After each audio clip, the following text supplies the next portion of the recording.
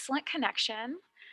And we are going live. Here we go. So we are live. There we go. All right. So hello, everyone. This is week 3. I'm super excited. Week 3, my name is Becky Schnekser. I am a science specialist, educator, and explorer here in Virginia Beach, Virginia, in the United States. And I have invited 2 of my friends this week from Canada, which I'm so excited. I know. We're expanding through North America, which is always super fun. In this time of remote learning, I know that a lot of us are overwhelmed. We were just talking before we went live about how many resources and how many things are out there right now to try and look at this, and this is free now, and try this out, that we're pulled in a lot of directions as educators. What can we do? What can't we do? What do we want to try? And I wanted to just slow down for a minute, allow people to take breaths, and then offer just little tidbits of advice or little tidbits of things that you can try tomorrow. Well, today's Friday, so I guess you would try this out on Monday or the next time that you have your learners with you, but just give you a little taste of something that you can slow down, take a breath, and try with your students. Because, like I said before, this is such an overwhelming time, and we don't want to be overwhelmed when we're working with our learners. We don't want to be overwhelmed when we have so many things to deal with right now. The reality of everyone's situation is slightly different, and I don't think anyone is living through this and saying, yes, like this is the best thing ever. I'm not stressed. There's nothing to worry about. So Paula and Alexandra are here with me today from Canada. They're also Grosvenor Teacher Fellows, and they're going to share a little bit about themselves and then a little something that you can take back to your classrooms whenever it is that you are returning. So Paula, why don't we start with you? Hi, I'm an educator from Calgary, Alberta, Canada, and I'm the instructional media ed tech consultant for the Calgary Catholic School District. I used to teach grade 2, and last summer I actually taught grade 12. So I've been on the spectrum for teaching, and I quite love teaching. And now I get to use design thinking and other ways to inspire. Awesome. It's so exciting. Your role in education just it makes my wheels spin. It makes me super excited. So I'm excited to learn from you. And I know that on Twitter, I always see you posting things and I'm like, man, I got to talk to Paula today. She just posted something really cool. So thank you for being here. I'm so excited to hear from you. And we also have Alexandra. Hi, everyone. My name is Alexandra, and I'm from Toronto, Ontario, Canada. I am currently a grade 5-6 French immersion teacher to 33 amazing students. But a lot of other students also see me when I'm coaching or just randomly stepping inside their classrooms. Yeah, so that's a little bit about what I'm teaching, but I've taught everything from primary to junior, grade 2, 3, whatnot, all the way up to grade 6. So it's been fun. That's awesome. I'm excited. Your role is also very, very different from mine. So I love the diversity and what we have here, location wise and education role wise. It's super exciting. So you know what, Alexandra, let's go with you. What would you like to share with all of us today? I think I just want to remind everyone that we need to breathe. That's the starting point. Maybe starting off with teachers. This is also an overwhelming time for everyone. It's an overwhelming time for our students, for us as teachers, us as parents, friends, whatnot. And I just think that teachers can get easily overwhelmed and that we should just take it one step at a time and not try to overdo it. Like, this is new to everyone. We're not doing online learning. It's an emergency distance learning, and it's not a competition. We're not trying to outdo anybody else. It's a perfect time for us to learn from one another, to ask questions from our colleagues, and also to go onto all of the platforms that we have available. Facebook has so many different groups where people are really keen to just help each other out. And I think that's something that we need to remember, that we are humans and that we just need to take it one step at a time and not overdo it, because if we're stressed, then the kids are going to be stressed and everything is going to be way too overwhelming. So that would be my point number one. send it over to Paula if Paula wants to add to that. Oh, Or Becky. I totally agree with everything you're saying. I just think slowing down is going to be the key to making yourself feel more balanced, if you can even feel balanced right now. And as a parent of 3 kids with 3 different curriculums, like taking that time, like for myself in my job, but with my own kids, and knowing that not all parents are going to be able to assist their kids all the time. So finding ways that we can give a little more choice in options when we build any kind of lessons and stuff, or things that are already self-led so kids can just watch something and go do the work.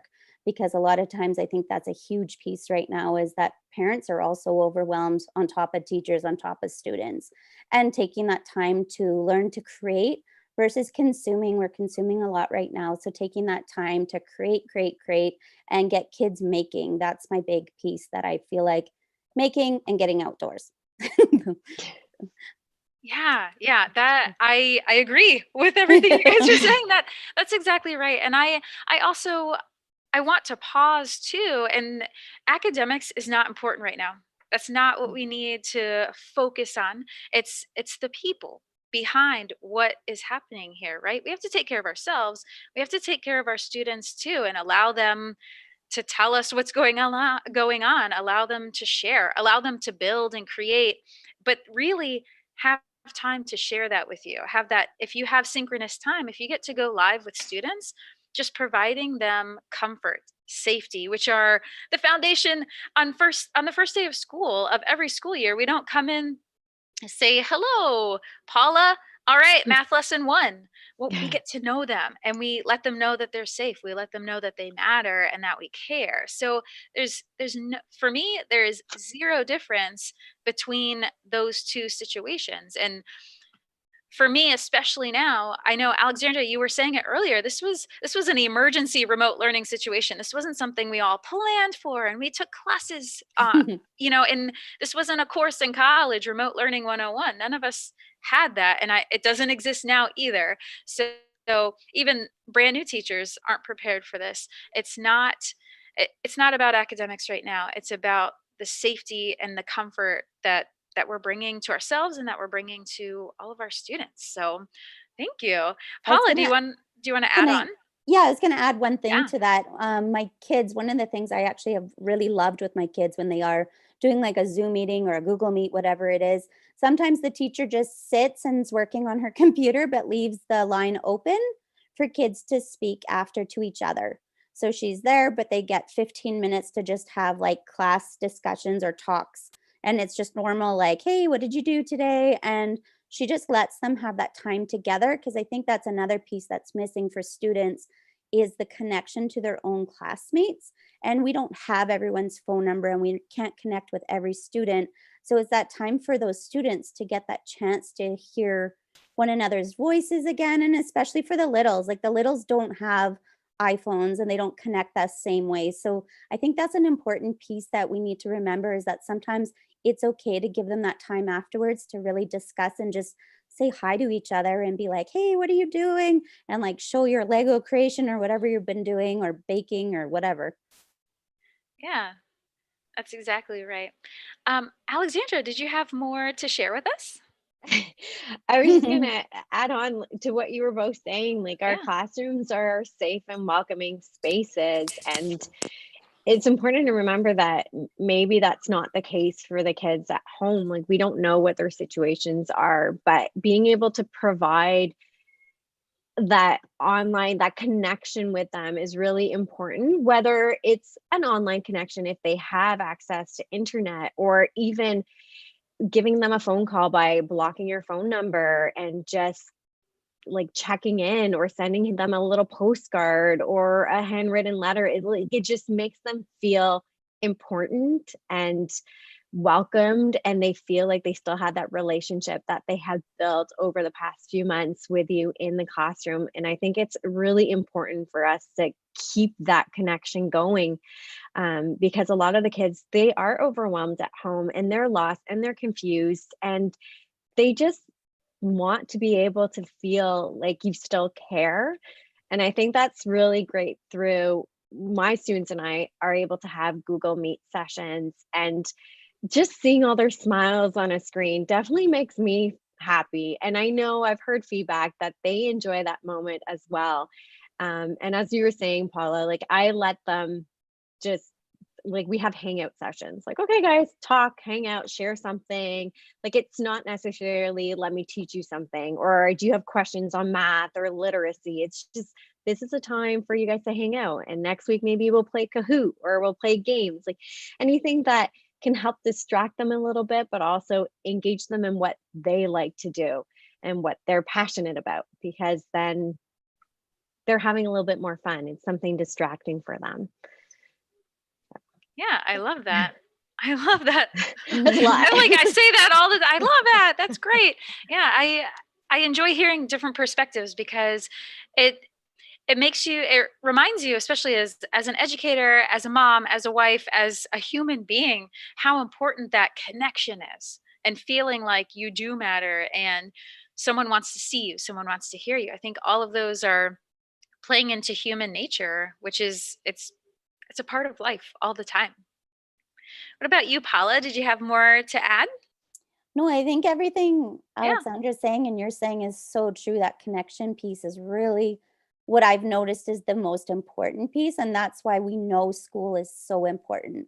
Like this online piece is great, but it's not what we need to in the long run. Like we need to be back in the schools and we need that piece of connection with everyone. You can see how important it is now that we have been disconnected a bit. And so we need, once we get back there, I know we're all going to appreciate it just a little bit more. Yeah, that's one thing that has been kind of running through my mind is the fact that I think if we take nothing else from this experience, if we learn nothing else, it's that educators cannot be replaced by technology. We can't. I think a lot of people think that's where we're going to be going, and that it's so easy. We don't need to have live teachers. We don't need to have that, that connection in a classroom, but OMG, yeah, we do. I think that's teaching everyone, one, how much educators do. We do a lot. And two, there's no replacing us with a platform. You can try, it's just not the same. So that's, I maybe it's job security, I don't know, but it's there's just a human factor to education that is so important, is so necessary. And that's one of my big takeaways. Do you guys have any takeaways from remote learning, or just something that's been running through your head that you're like, man, when this is over, I hope we remember this right here? Well, I was just going to add, it's definitely the social interaction. Like we know how our students learn and how we can best cater to their needs because we've had that time to spend with them, to chat with them one-on-one or as a group, to just laugh or sing or dance. And if we were just doing online, we wouldn't necessarily know how to cater to all of those individual needs or the extra support that we need to provide because we've observed these different things over time. So definitely we can't be replaced. Yeah. Never. I also And those relationships, I'm so sorry, Paula, No, those that's okay. relationships are so important. I cannot imagine having connected with remote learning without that foundational relationship that I've had with all my students since the beginning of the school year. Like if this was day one and I'd never met these students and I tried to cater to their needs or get to know them right here just via technology, there's no way. Absolutely no way. Sorry, Hey, Paula, go Paula, you were ahead. saying- That's Like okay. jumping in. No, that was now I'm like, what was I gonna say? Oh, I'll no, remember it sorry. and come back to you. That's okay. Okay. I guess Oh, one man. thing that I wanted to add is that like I do an end of the week check-in with my Yeah. kids on a Google form that I create for them, but I also create one for their parents. Because for me, it's important to see both perspectives. Like they're all in the same house, and I need to be able to better understand what the dynamics are at home. I'm not trying to find out all the itty-gritty pieces, but just see like, are you sharing a computer, or are you fighting with your sibling all the time, or are your parents stressed? Because if your parents are stressed, it's rubbing off on like students, and maybe they're not as motivated to do something. So it's how can I take the feedback both from the students but also from the parents to help tweak out the lessons or the assignments or the activities for the following week.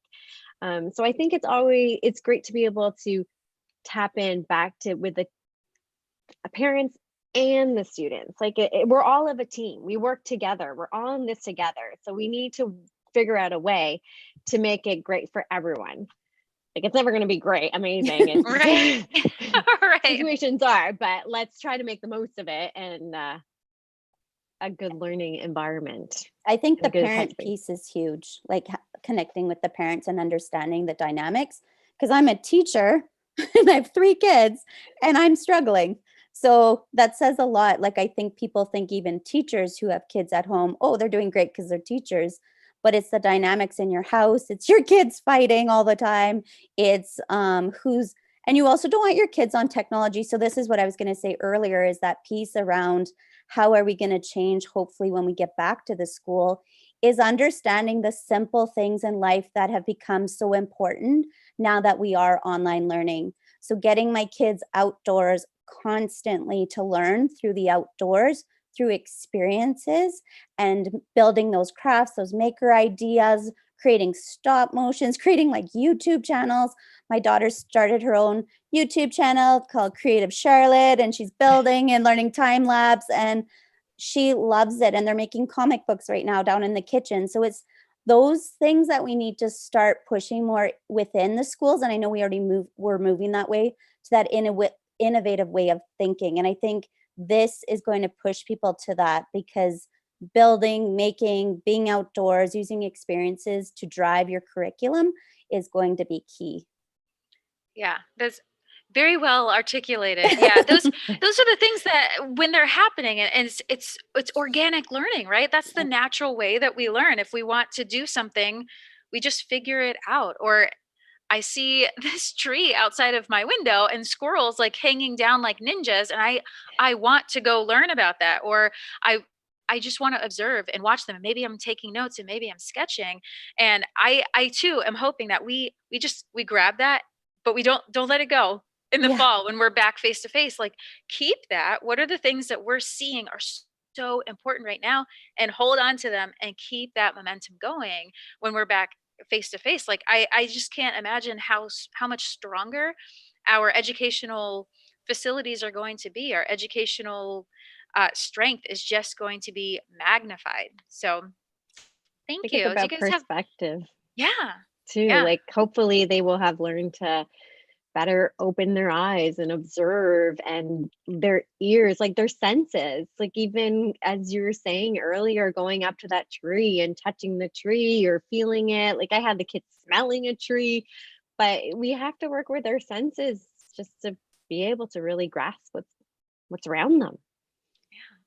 That's awesome. Well, before we wrap this up, do you guys have any final thoughts that you want to put out there? Any resources, or just a final statement that you want to leave our audience with?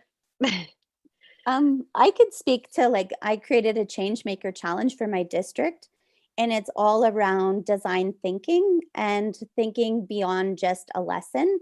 So how you can use one idea and build that for a week or 2 with students.